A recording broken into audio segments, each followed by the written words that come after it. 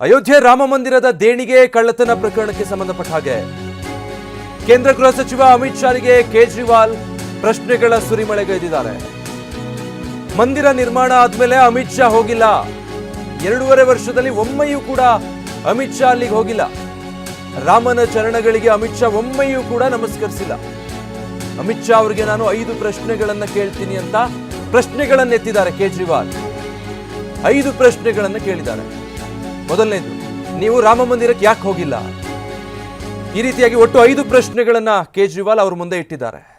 आज से देश के नंबर 2 गृह मंत्री श्री अमित शाह जी राम मंदिर में एक बार भी श्री राम के चरणों में अपना मत्था टेकने के लिए नहीं गए. इन 2.5 साल में अमित शाह जी एक बार भी राम मंदिर नहीं गए. अमित शाह जी से 5 प्रश्न पूछना चाहता हूं. आप राम मंदिर क्यों नहीं गए? ये मैं नहीं पूछ रही, देश की जनता पूछना चाहती है. आप राम मंदिर क्यों नहीं गए? दूसरा प्रश्न, क्या आपका भगवान राम के दर्शन करने को मन नहीं करता? तीसरा प्रश्न, क्या आपका राम मंदिर जाने को मन नहीं करता? चौथा प्रश्न, क्या आपको भगवान राम के आशीर्वाद की जरूरत है? और 5वां और सबसे अहम प्रश्न, क्या आप रामचंद्र जी को भगवान मानते हैं? ये लोग भगवान रामचंद्र जी को भगवान मानते ही नहीं है. अगर भगवान मानते ये लोग तो कभी चढ़ी नहीं करते. श्री राम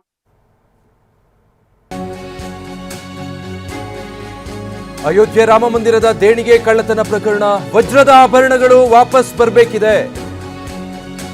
ಬಂಗಾರದ ಗಟ್ಟಿ, ಬೆಳ್ಳಿ ಗಟ್ಟಿ ಎಲ್ಲವೂ ಕೂಡ ಈಗ ವಾಪಸ್ ಬರಬೇಕಿದೆ. ಬಿಜೆಪಿಯವರು ಮನವಿ ಮಾಡಿದ್ರೆ ಅದು ವಾಪಸ್ ಬರುತ್ತೆ. ಬಿಜೆಪಿ ನಾಯಕರ ವಿರುದ್ಧ ಅಖಿಲೇಶ್ ಯಾದವ್ ಈ ರೀತಿ ಟೀಕಿಸಿದ್ದಾರೆ. ರಾಮ ಮಂದಿರದ ಟ್ರಸ್ಟ್ ನಲ್ಲಿ ನಡೆದಿರುವಂತಹ ಹಗರಣಕ್ಕೆ ಸಂಬಂಧಪಟ್ಟ ಹಾಗೆ ಆ ದೇಣಿಗೆ ಕಳ್ಳತನ ಏನಾಗಿದೆ, ಅದರಲ್ಲಿ ವಜ್ರದ ಆಭರಣಗಳು, ಚಿನ್ನ, ಬೆಳ್ಳಿಯ ಆಭರಣಗಳು ಎಲ್ಲ ಕೂಡ ವಾಪಸ್ ಬರಬೇಕಿದೆ. ಇದೆಲ್ಲವೂ ಬಿಜೆಪಿ ಹೇಳಿದ್ರೆ ಬರುತ್ತೆ ಅನ್ನೋ ರೀತಿ ಕುಟಕಿದ್ದಾರೆ. सरकार की जो मंशा है, सरकार ने पहले दिन कहा कि दूध का दूध और पानी का पानी सबके सामने आएगा.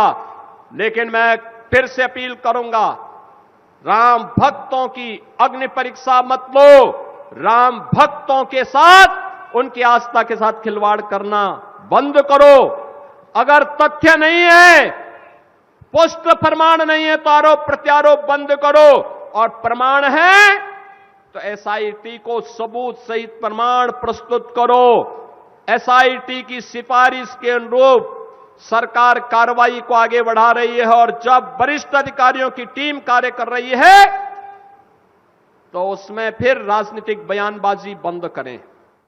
दूध का दूध, पानी का पानी हो न हो, चांदी की चांदी वापस हो जाए, सोने का सोना वापस हो जाए, हीरे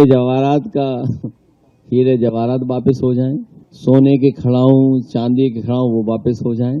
तो हम तो यहाँ तक कहे कि प्रभु श्री राम इतने दयालु हैं. मर्यादा पुरुषोत्तम राम के बारे में पूरा देश दुनिया यही जानती है कि अगर सीसीटीवी बंद कर दें ये लोग और आंखें बंद कर लें कुछ देर के लिए, तो अपने आप चढ़ावा वापस आ जाएगा. हमारा धर्म ही का रास्ता ये है कि अगर हम कुछ पाप कर दें तो गंगा में स्नान करने के बाद पवित्र हो जाते हैं. तो अगर सीसीटीवी बंद हो जाए और अपील कर दें अगर भारतीय जनता पार्टी के लोग, तो वो सब वापस आ जाएगा चढ़ावा. तो सुना है कि कर्नाटक तक तार जुड़े हुए हैं, महाराष्ट्र तक तार जुड़े हुए हैं. दूध का दूध, पानी का पानी हो न हो, चांदी की चांदी वापस हो जाए, सोने का सोना वापस हो जाए, हीरे जवाहरात वापस हो जाएं, सोने के खड़ाऊं, चांदी के खड़ाऊं वो वापस हो जाएं. तो हम तो यहाँ तक कहे कि प्रभु श्री राम इतने दयालु हैं. मर्यादा पुरुषोत्तम राम के बारे में पूरा देश दुनिया यही जानती है कि अगर सीसीटीवी बंद कर दें ये लोग और आंखें बंद कर लें. ಡೀಟೇಲ್ಸ್ ಕೊಡ್ತಾರೆ ಹರೀಶ್, ಲೈವ್ ಅಲ್ಲಿ ಜಾಯ್ನ್ ಆಗ್ತಾ ಇದ್ದಾರೆ. ಹರೀಶ್, ರಾಮ ಮಂದಿರದ ಟ್ರಸ್ಟ್ ನಲ್ಲಿ ನಡೆದಿರುವಂತಹ ಈ ದೇಣಿಗೆ ಹಗರಣ ಈಗ ರಾಷ್ಟ್ರ ರಾಜಕಾರಣದಲ್ಲಿ ತೀವ್ರ ರಾಜಕೀಯ ಜಟಾಪಟಿಗೆ ವೇದಿಕೆ ಮಾಡಿಕೊಡ್ತಾ ಇದೆ. ಒಂದ್ ಕಡೆ ಕೇಜ್ರಿವಾಲ್ ಅಮಿತ್ ಶಾರಿಗೆ 5 ಪ್ರಶ್ನೆಗಳನ್ನು ಕೇಳಿದರೆ, ಇತ್ತ ಅಖಿಲೇಶ್ ಯಾದವ್ ಯೋಗಿ ಸರ್ಕಾರವನ್ನ ಕುಟುಕಿ ಕಮೆಂಟ್ ಮಾಡಿದ್ದಾರೆ. ಏನಾಗ್ತಾ ಇದೆ ರಾಷ್ಟ್ರ ರಾಜಕಾರಣದಲ್ಲಿ?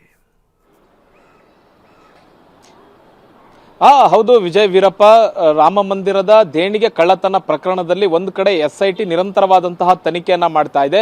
ಈಗಾಗಲೇ 8 ಮಂದಿಯನ್ನ ಬಂಧಿಸಿ ಹೆಚ್ಚಿನ ತನಿಖೆಯನ್ನ ವಿಚಾರಣೆಯನ್ನ ಮಾಡ್ತಾ ಇದೆ. ನಿನ್ನೆ ಅವಿನಾಶ್ ಶುಕ್ಲಾ ಎಂಬ ಒಬ್ಬ ಆರೋಪಿಯನ್ನ ಕೋರ್ಟ್ ಅನುಮತಿಯನ್ನ ಪಡೆದು ವಿಚಾರಣೆ ನಡೆಸಲಾಯಿತು. ವಿಚಾರಣೆ ಆಗುವಂತಹ ಸಂದರ್ಭದಲ್ಲಿ ಅನೇಕ ಆಘಾತಕಾರಿ ಮಾಹಿತಿಗಳನ್ನ ಅವಿನಾಶ್ ಶುಕ್ಲಾ ಬಿಚ್ಚಿಟ್ಟಿರುವಂತಹದ್ದು.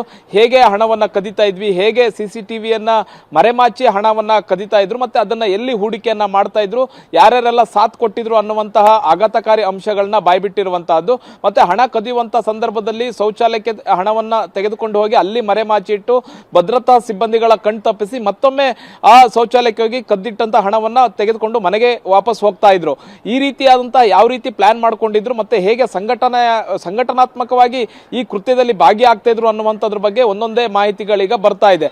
ಮತ್ತೆ ಈ ವಿಚಾರ ಏನಿದೆ, ಅಯೋಧ್ಯೆಯ ರಾಮ ಮಂದಿರದಲ್ಲಿ ದೇಣಿಗೆ ಕಳ್ಳತನ ಪ್ರಕರಣ ವಿಚಾರ ಜೂನ್ 5ಕ್ಕೂ ಮೊದಲೇ, ಅಂದ್ರೆ ಯಾವಾಗ ವಿರೋಧ ಪಕ್ಷಗಳ ನಾಯಕರು ಪ್ರಸ್ತಾಪ ಮಾಡೋದಕ್ಕಿಂತ ಮುಂಚೆ ಅಯೋಧ್ಯೆ ಪೊಲೀಸರಿಗೆ ಗೊತ್ತಿತ್ತು. ಅವರು ಈ ಒಂದು ಪ್ರಕರಣವನ್ನ ಮುಚ್ಚಿ ಹಾಕಬೇಕು ಅನ್ನುವಂತ ಪ್ರಯತ್ನದಲ್ಲಿದ್ರು.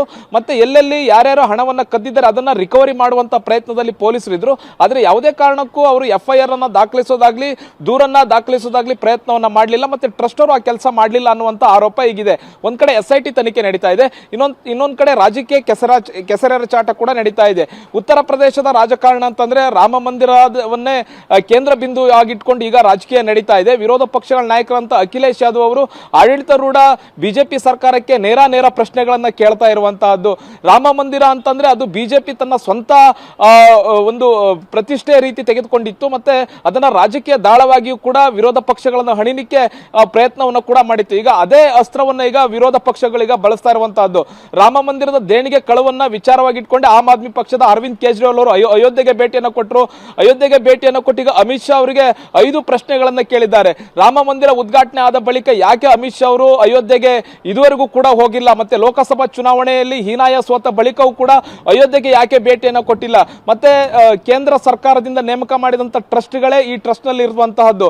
ಈಗ ಟ್ರಸ್ಟ್ ನ ಸದಸ್ಯರು ಕೇಂದ್ರ ಸರ್ಕಾರವೇ ನೇಮಕ ಮಾಡಿರೋದ್ರಿಂದ ಯಾಕೆ ಕಳ್ಳತನ ಆಯ್ತು, ಈ ಕಳ್ಳತನದ ಹಣ ಯಾರ್ಯಾರ ಪಾಲಿಗೆ ಹೋಗಿದೆ, ಮತ್ತೆ ಈ ಕಳ್ಳತನದ ಹಣ ವಾಪಸ್ ಬರಬೇಕು ಅಂದ್ರೆ ಬಿಜೆಪಿ ಕೂಡ ಮನಸ್ಸು ಮಾಡಬೇಕು ಅನ್ನುವಂತಹ ಪ್ರಶ್ನೆಗಳನ್ನ ಕೇಳಿದ್ದಾರೆ. ಜೊತೆಗೆ ಅಖಿಲೇಶ್ ಯಾದವ್ ಅವರು ಕೂಡ ಉತ್ತರ ಪ್ರದೇಶದಲ್ಲಿ ಇದೊಂದು ರಾಜಕೀಯ ಹೋರಾಟವನ್ನಾಗಿ ಈಗ ರೂಪುಗೊಳ್ತಾ ಇರುವಂತ ಪ್ರತಿದಿನ ಒಂದಲ್ಲ ಒಂದು ಹೇಳಿಕೆಗಳನ್ನ ಬಿಜೆಪಿ ಸರ್ಕಾರದ ವಿರುದ್ಧ ಕೊಡ್ತಾ ಇದ್ದಾರೆ.